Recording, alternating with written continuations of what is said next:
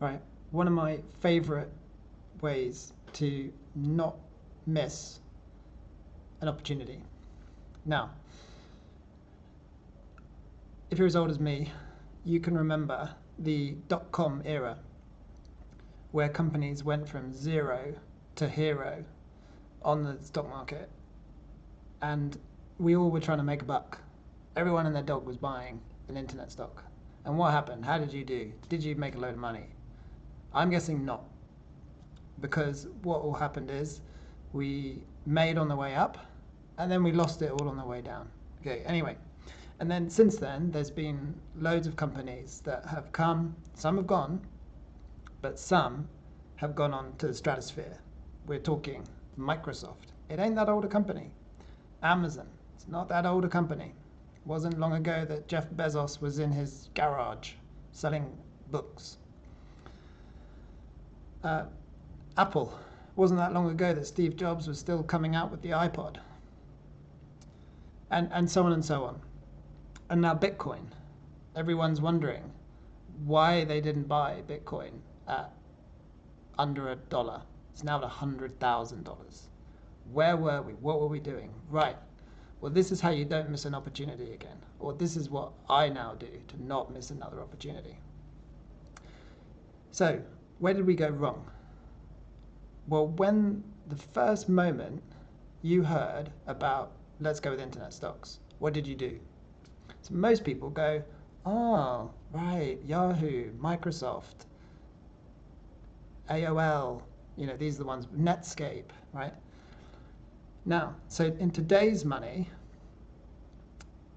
what are the new things we're hearing about? AI, data servers, quantum computing, nuclear power to give all these data centers enough energy, robots, right? These are all the new things. These are all the new tech things. So how do we do it? How do we buy Bitcoin for under $1? That opportunity's been and gone. And so is buying Microsoft, so is buying Apple, so is buying Google.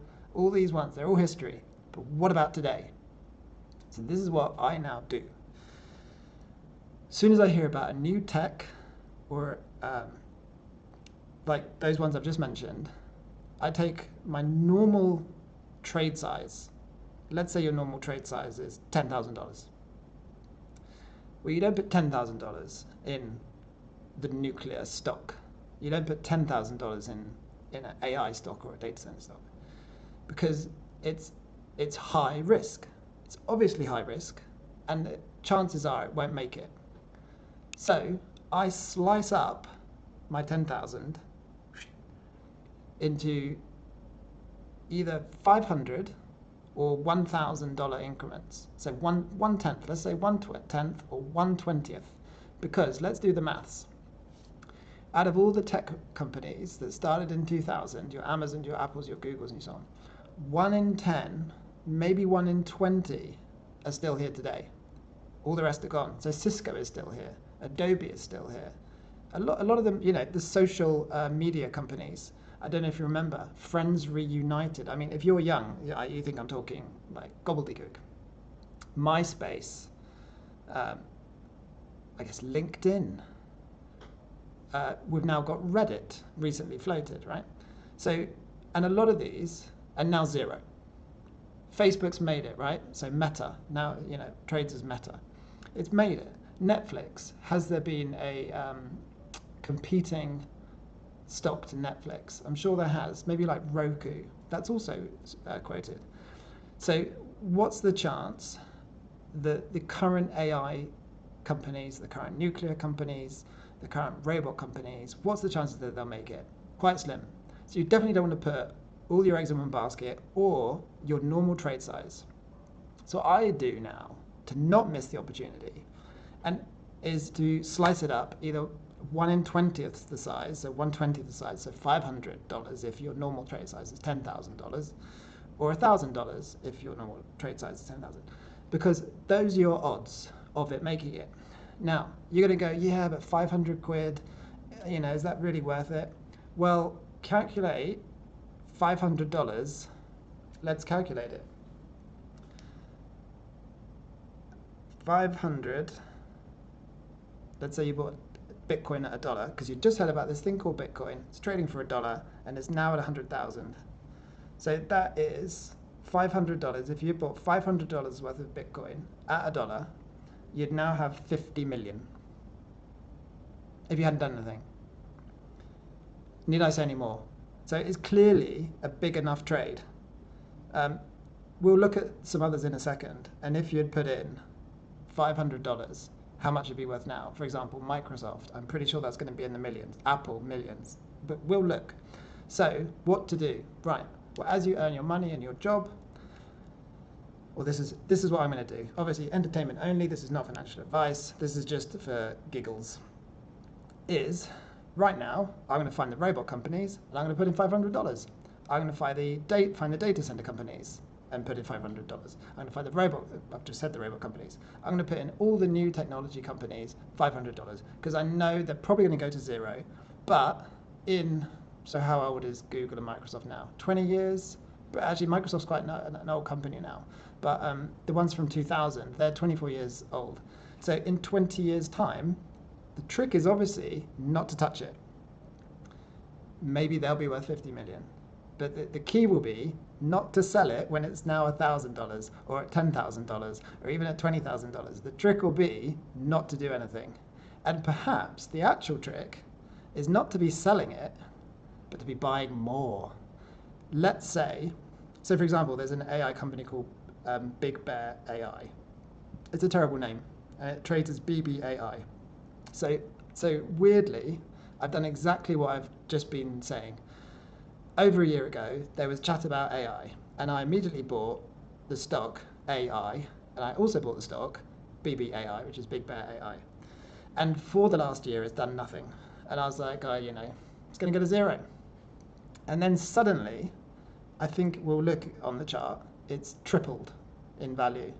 Now, I'm not selling it, because in 20 years' time, I don't want to miss out on my Bitcoin, trade, on my Google trade, my Amazon trade, my Apple trade. Now that it's moving up, maybe I should not be selling. I should actually be buying more, because maybe this is the company that in 20 years' time will be the modern day Google, Amazon, Meta, Netflix.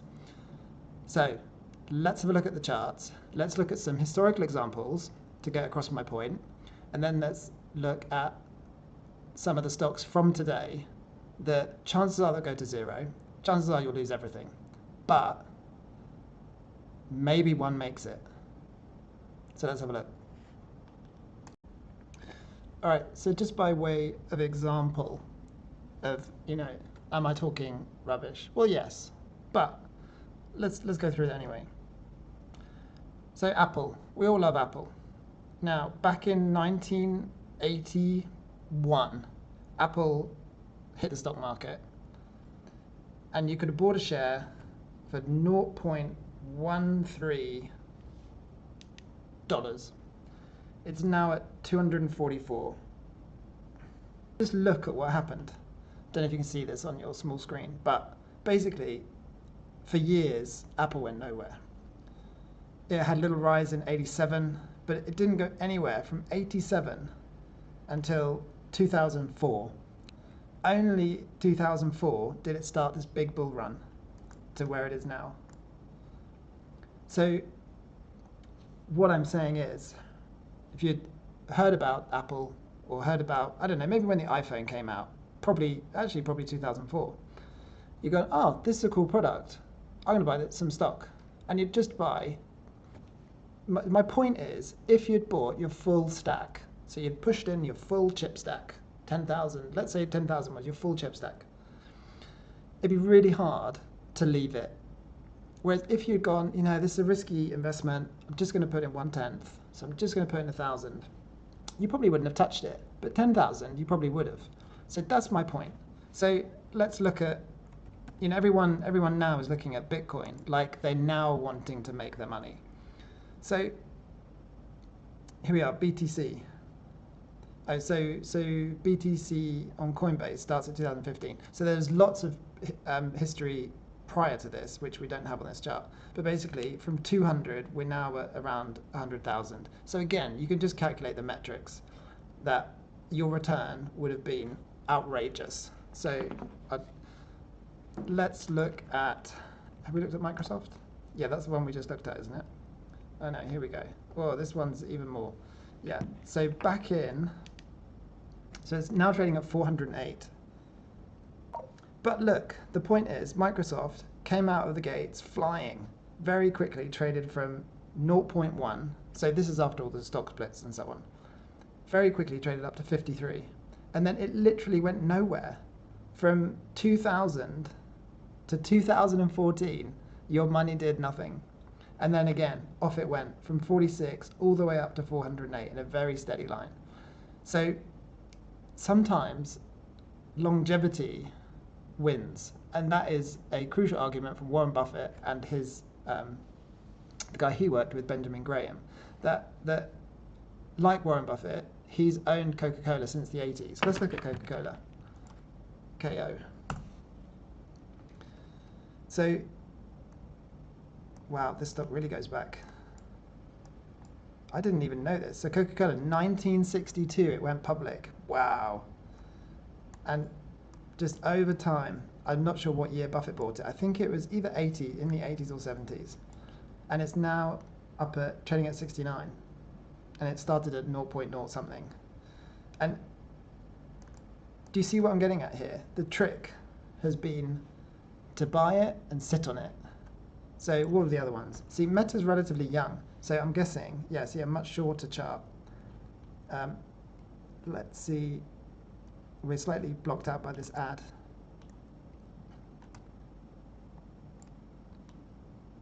Okay. So again, Meta really did, well, they had a fairly steady rise. Then it really crashed around 2021, totally crashed. Would you have been able to sit on the stock? Would you have been able to? I don't know. And then since then, like a rocket ship, since 2023, it's just gone up and up and up and up and up. And so when Facebook came out, do you remember, it was a revolutionary website. It kind of came on the back of MySpace and all that, but social media became revolutionary. And maybe that's the thing.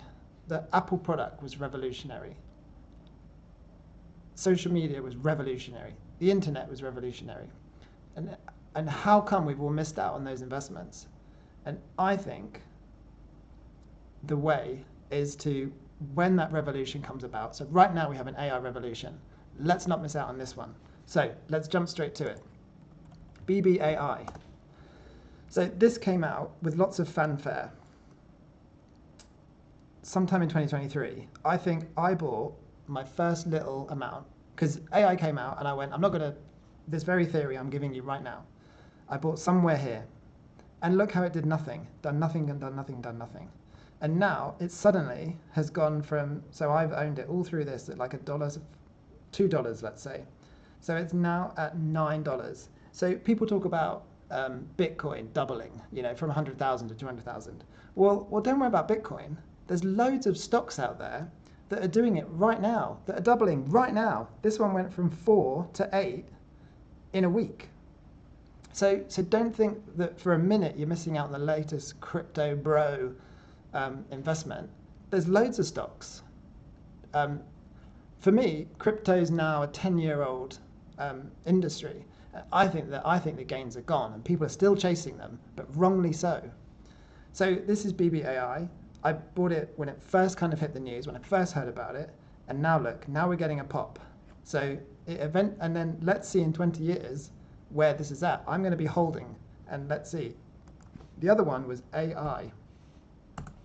Again, another internet company. So this, interestingly, has done nothing. So it came out with all the fanfare, and then since then is languishing at $31 with no movement. So let's see what happens here. Will this one die? High chance of that happening. Or will it be one that goes up thousands and thousands of %? I don't know the answer, but this is how I'm approaching it. So I think SMR is the current nuclear power corporation. Again, it came out with loads of interest.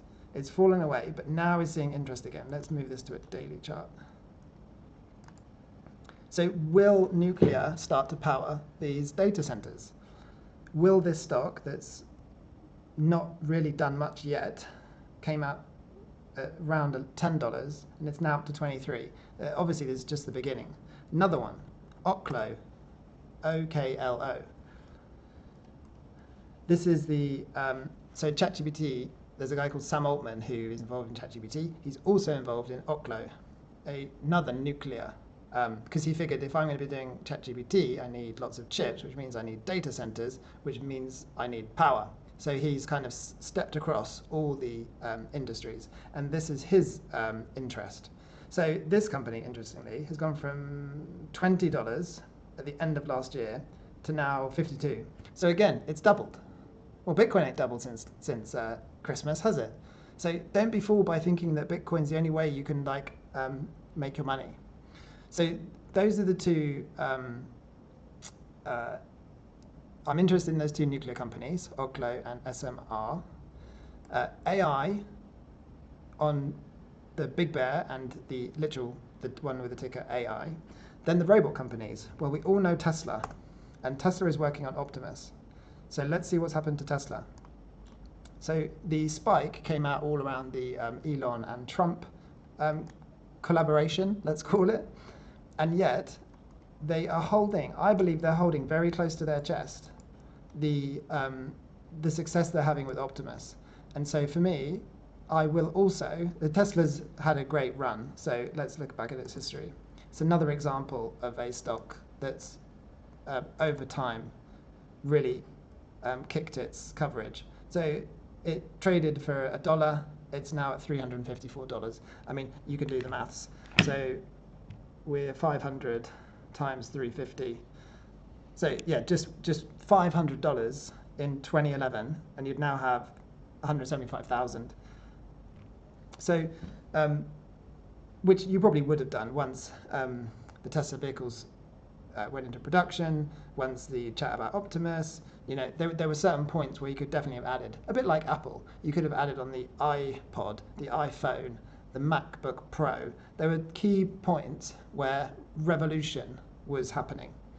So that's Tesla. The quantum computing area. So there's a stock called QUBT. I don't know this area well, but this is interesting now. So it's got quantum, well, it's literally called quantum computing, and really its stock price has done terribly. So it's come out at $347, and it's traded all the way down pretty much to zero. I'm surprised it hasn't got delisted, and it's currently trading for $7. So, I mean, it's done terribly, but which quantum computing company is going to make it? Will the big guys, i.e.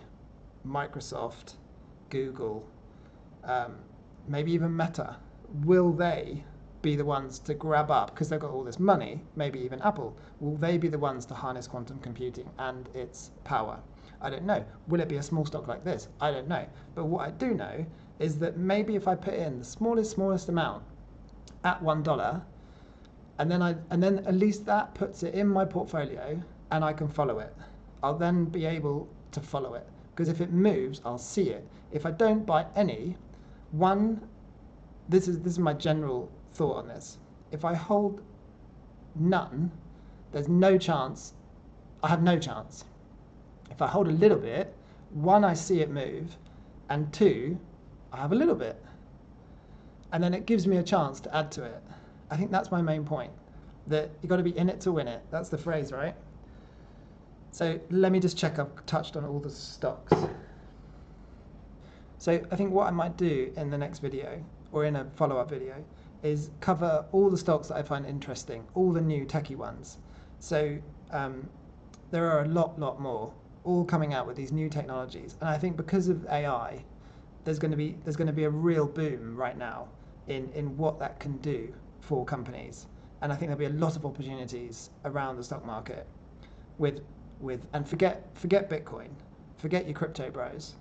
I think there's loads of other more interesting stuff that's right at its infancy, and it might be a 20-year time horizon. But if you've got a portfolio of 100 units, why not stick 5 units in this new stuff? Because looking back, if you had put in 1980, 1 or 2 or 3 or 4, 5% of your portfolio in the latest tech, and you're still holding it today, you wouldn't be watching this.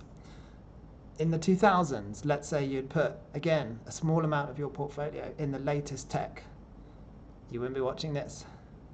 So, and in 2008 and 2010, and all these points in history where there was a major shift in what was happening, like there is now. We've got so much tech going on now, I don't know where to turn.